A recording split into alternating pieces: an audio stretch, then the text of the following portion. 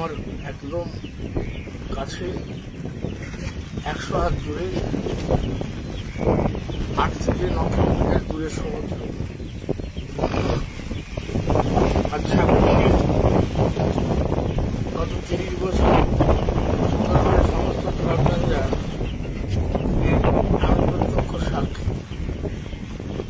আজকে এই মুহূর্তে মনে করছি 2009 সালে আয়লার সেই দিনটাও ছিল সেই অভিশপ্ত 26শে মে। সেদিনও রাত 10:30 11টার সময় আয়লা আছড়ে পড়েছিল আমাদের সুন্দরবনে। আজ সেই 26শে মে আবার সেই রাত্রি 11টা থেকে 11:30টায় যা আবহাওয়া বিজ্ঞান বলছে রিমেল বাংলাদেশ এবং আমাদের উপকূলবর্তী এলাকায় ধাক্কা মারবে, ঝাঁপড়ে পড়বে। এই মুহূর্তে যখন আছি সকাল প্রায় আজকে 26 তারিখ আছে, সকাল এখন প্রায় 8:30। ওটা চতুর্দিকে যা দেখছি আকাশটা হচ্ছে একেবারে এক কথা বলা যেতে পারে এই সময় তালের শ্বাস পাওয়া যায়। তালের শ্বাসটা সেরকম, মেঘটা সেরকম হয়ে রয়েছে। মাঝে মাঝে কিছুটা দমকা হাওয়া আর মাঝে মাঝে বৃষ্টি, চতুর্দিকে একটা স্তব্ধতা। আর সমস্ত পশু পাখি যারা আছে তারাও বোধহয় বুঝতে পারছে বড় একটা কিছু ঘটনা ঘটতে চলেছে।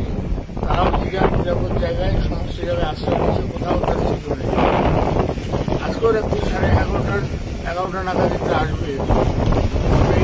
এটা হচ্ছে পঞ্চমী, হয়ে গেল চতুর্থী পঞ্চমী। আর এই রিমেল ঝড় 120 থেকে 135-এ যদি আসে, যদিচ বাংলাদেশে যাবে, সাগর দ্বীপটাকে আঘাত করবে এবং উপকূলবর্তী সমস্ত এলাকাতে আঘাত করবে। যা আবহাওয়াবিদরা বলছেন 1 মিটার জল উঠবে। আজকে রাত্রি 11টা থেকে 12টার মধ্যে জোয়ারও থাকবে। যদি 1 মিটার জল ওঠে আর জলের যদি উচ্ছ্বাস, জলের যদি ঢেউটা বাড়ে, তাহলে অনেক বাঁধ ভেঙে যাওয়ার সম্ভাবনা থাকবে। সুন্দরবনে আবার সুন্দরবাসী আর একটা পর্যায়ের উঠবে। বাঁধ ভাঙা মানে চাষের জমি সব ধ্বংস হবে।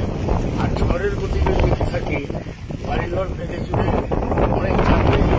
সমস্ত পরিস্থিতি যাই হোক, রাজ্য সরকার সতর্কবার্তা বলছেন, কিন্তু আমি সেই তৎপরতা লক্ষ্য করছি না। আর মানুষও যেন নিষ্ক্রিয় মনোভাব করছেন, যা আবার হবে এর বলে মনোভাব। আমার ধারণা আর কঠোরভাবে নেওয়া উচিত। ঘটনা ঘটে যাওয়ার পরে ভেবে বেশি কিছু লাভ হয় না। তবে আজকে এই মুহূর্তে বলতে আমি বাধ্য হচ্ছি যে আয়লার সময় 5,032 কোটি টাকা কেন্দ্রীয় সরকার বরাদ্দ করেছিল, কিন্তু সেই টাকা খরচ করতে না পারার ফলে 2014 সালে সেই টাকাটা ফেরত চলে যায়। যাই হোক, আবার সমস্ত সুন্দরবনবাসীর কাছে আমার আবেদন যে আপনারা নিরাপদ জায়গায় চলে আসুন, অযথা ঝুঁকি নেবেন না, এবং বাঁধ ভাঙলে পরে দ্রুত যাতে মেরামত করা যায় তার জন্য সরকারকে প্রয়োজনীয় উদ্যোগ নিতে হবে। আমি আর কথা বাড়াতে চাইছি না। যে এই ঝড়ঝঞ্ঝার হাত থেকে সুন্দরবনবাসী যাতে বাঁচতে পারে এবং যাদের ক্ষয়ক্ষতি যাতে কম হয়, এই আশা করছি। আর আমি তো এখন সরকারি নেই, যতটুকু আছে সাধারণ মানুষের সাহায্যটার জন্য দুর্গত মানুষ তাদের পাশে দাঁড়াই, চিরকালে দাঁড়াই, আজও দাঁড়াই। আমার সবাইকে বলছি আপনারা সতর্কতা অবলম্বন করুন এবং নিরাপদ জায়গায় চলে যাওয়ার ব্যবস্থা করুন।